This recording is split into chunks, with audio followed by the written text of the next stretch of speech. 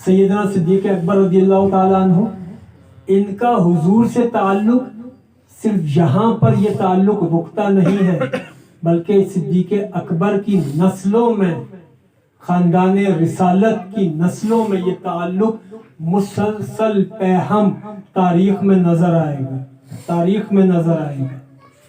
حضرت خدیجہ رضی اللہ تعالی عنہا، آپ کے چچا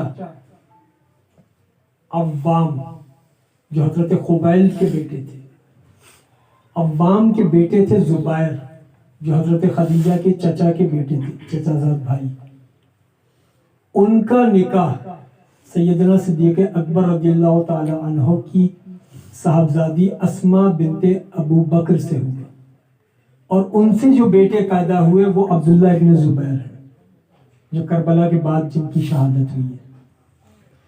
خاندان رسالت سے یوں رشتے نظر آئیں گے کہ سیدنا ابو، اگر تمام رشتے میں نے جمع کیے اور ان رشتوں کی تعداد 10 ہے، جن میں ایک رشتہ یہ بھی ہے کہ صدیق اکبر کے بڑے صاحبزادے عبد الرحمن بن ابی بکر، وہ امام حسن مجتبیٰ کی بیٹی جن کی کنیت ام الحسن تھی، امام حسن کی بیٹی تھی لیکن ام الحسن سے معروف تھی۔ امام حسن نے اپنی اس بیٹی کا نکاح صدیق اکبر کے بیٹے حضرت عبد الرحمن بن ابو بکر سے کیا، تو صدیق اکبر کے بیٹے امام حسن کے داماد تھے۔ اور یہاں پر ان لوگوں کو بھی سمجھ لینا چاہیے جو یہ کہتے ہیں کہ سید زادی کا نکاح غیر سید سے نہیں ہو سکتا، وہ امام حسن سے سیکھ لیں۔ فاروق اعظم کے دور میں ایران فتح ہوا،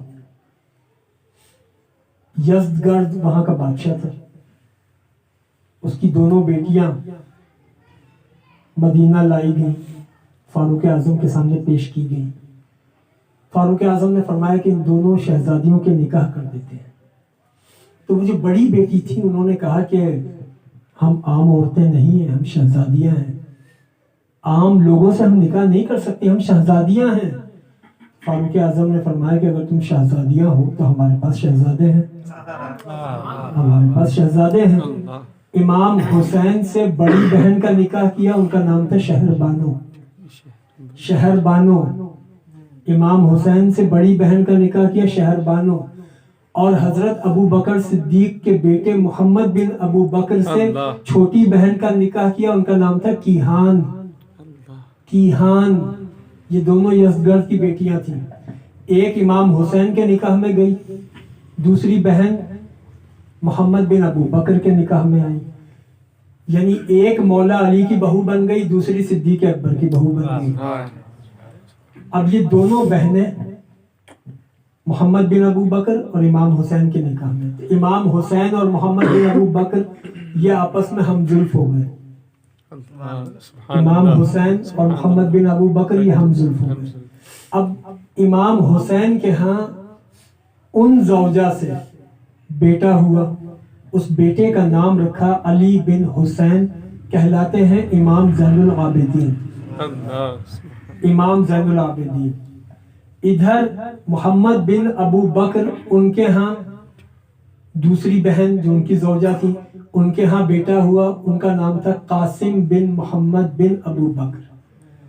تو امام زین العابدین کی خالہ محمد بن ابو بکر کی زوجہ ہے، اور حضرت محمد بن ابو بکر کے بیٹے قاسم، ان کی خالہ امام حسین کی، ان کی خالہ امام زین العابدین کی والدہ ہے۔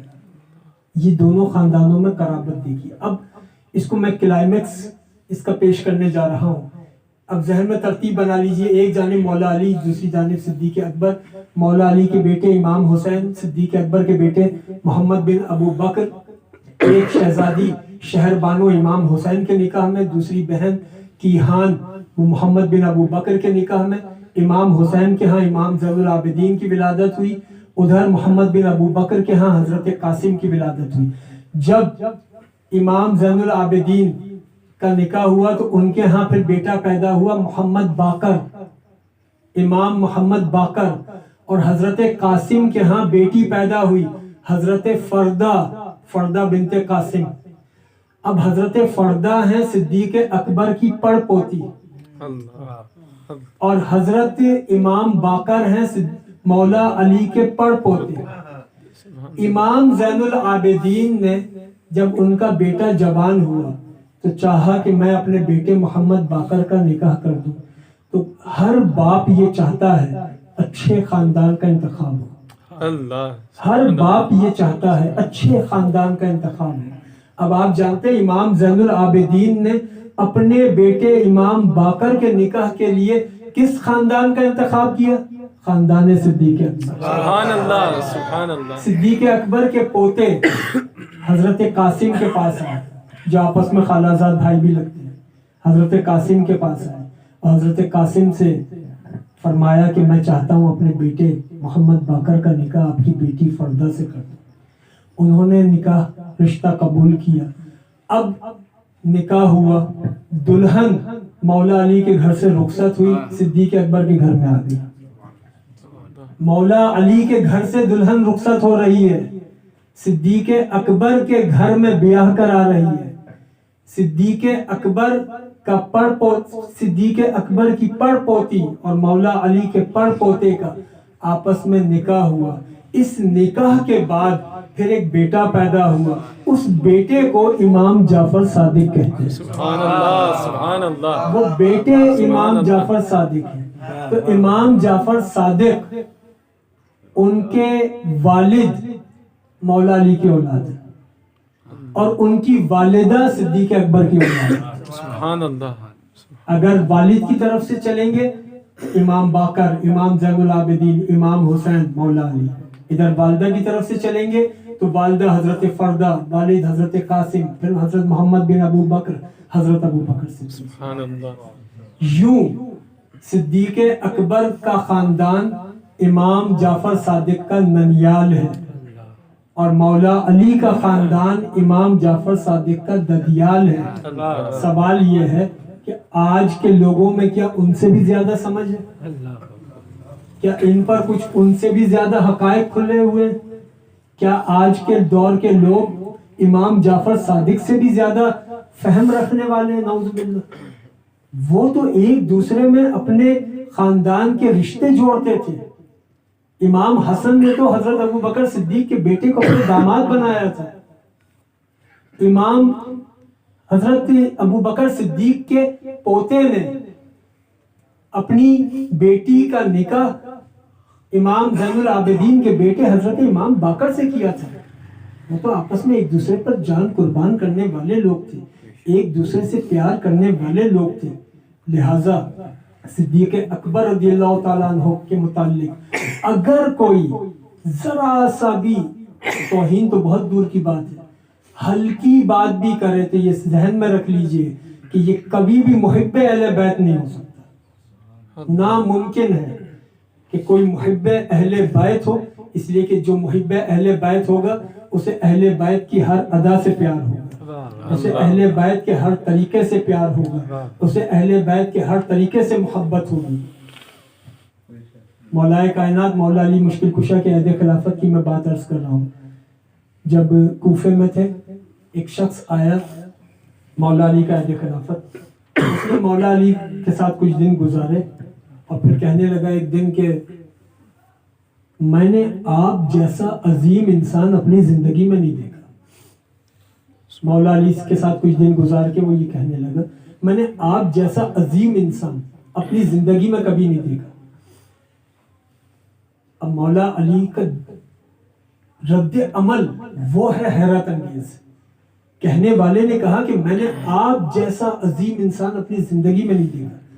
तो मौला अली ने फौरन पूछा क्या तूने अल्लाह के रसूल को देखा था? क्या तूने हुजूर को देखा था? उसने कहा कि नहीं, मैं हुजूर को मैंने नहीं देखा। तो फौरन पूछा क्या तूने सिद्दीक अकबर को देखा था? सुभान अल्लाह। उसने कहा कि नहीं, मैंने सिद्दीक अकबर को भी नहीं देखा। मौला अली ने फरमाया बच गया, बच गया। अगर तूने हुजूर को देखा हुआ होता या अबू बकर सिद्दीक को देखा हुआ होता پھر مجھ سے کہتا کہ آپ جیسا عظیم انسان نہیں دیکھا تو توہین رسالت اور توہین صدیق اکبر میں تیرا سر قلم کر دیتا. اللہ سبحان اللہ. کہ صدیق اکبر کو دیکھ کر بھی مجھے کہتا ہے کہ آپ جیسا عظیم انسان نہیں دیکھا.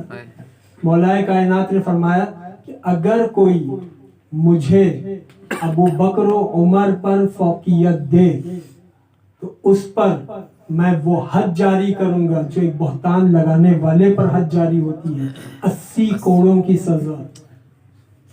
یہ تو ان کا بھلا ہے کہ یہ اسلام کے نام پر ملک بنا ہے لیکن اسلامی قوانین نہیں ہے, ورنہ ہر چوک پر 80 کوڑے لگ رہے ہوتے. مولائے کائنات مولا علی مشکل کشا, مولائے کائنات مولا علی مشکل کشا, ان سے پیار کریں تو ایسے نہیں جیسے ہم چاہتے ہوں, ان سے پیار ایسے کریں جیسے مولا علی خود چاہتے ہیں. مولا علی سے پیار کوئی اپنی مرضی کے مطابق نہیں, مولا علی کی مرضی کے مطابق کرے. اور جہاں جہاں مولا علی کی محبتیں جیسے جیسے ہیں ان ساری محبتوں کا بھی پاس رکھیں, ان ساری محبتوں کا بھی لحاظ کریں. بس اب میری گفتگو تمام کہ سیدنا صدیق اکبر آج ان کی قبر مبارک کہاں ہے؟ امام حاکم نیشاپوری المستدرک علی الصحیحین کی روایت فرماتے ہیں کہ ایک روز حضور مسجد نبوی سے باہر تشریف لا رہے تھے. ایک ہاتھ سے صدیق اکبر کا ہاتھ پکڑا ہوا تھا, دوسرے ہاتھ میں فاروق اعظم کا ہاتھ پکڑا ہوا تھا, اور حضور مسجد نبوی سے باہر تشریف لاتے ہوئے فرما رہے تھے حشر کے دن ہم ایسے ہی اٹھیں گے. اللہ سبحان اللہ. حشر کے دن ہم ایسے ہی اٹھیں گے. اور آنے والے وقت نے اس کو ثابت بھی کیا کہ جب انہی دونوں کی قبریں سرکار کے پہلو میں بنی. اب سرکار کا اپنا فرمان ہے کہ میرے گھر سے لے کر میرے منبر تک یہ جنت کا ٹکڑا ہے. اس میں سرکار کا گھر بھی شامل ہے, منبر کی زمین بھی شامل ہے. تو سرکار جہاں آرام فرما ہے وہ جنت کا ٹکڑا ہے. ہر انسان کی تدفین کہاں ہوتی ہے؟ جہاں کی مٹی سے اس کا بشری وجود بنتا ہے. منہا خلقناکم, ہم نے اسی مٹی سے تمہیں بنایا. جہاں کی مٹی سے بشری وجود بنتا ہے وہیں تدفین ہوتی ہے. تو سرکار کی تدفین وہاں ہوئی جہاں کی مٹی سے سرکار کا وجود بشری بنایا گیا, لباس بشری بنایا گیا.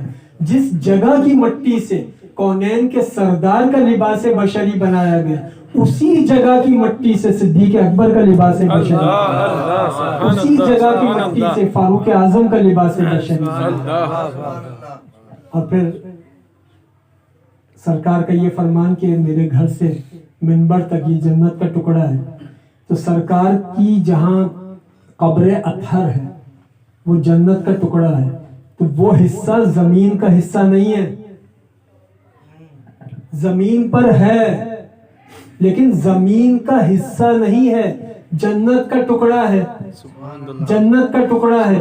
تو سرکار کو اپنے جیسا بشر کہنے والے بھی سمجھے سرکار کا لباس بشری مٹی سے تو بنا ہے پر دنیا کی مٹی سے نہیں.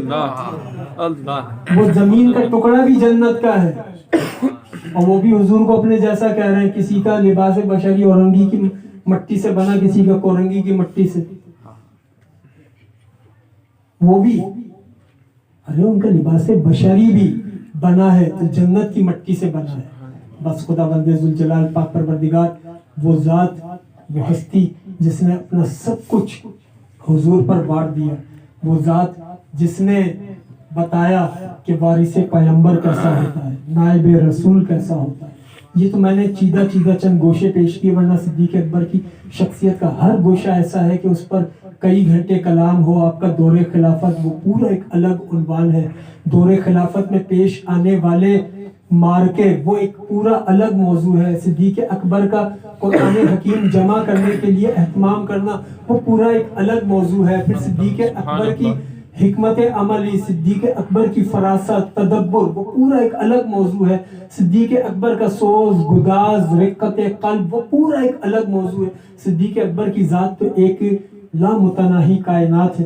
ہم نے کوشش کی کہ صدیق اکبر کے حضور اپنی غلامی اپنی بندگی پیش کر سکیں. گر قبول افتد زہر ز شرف و مالین الا البلاء.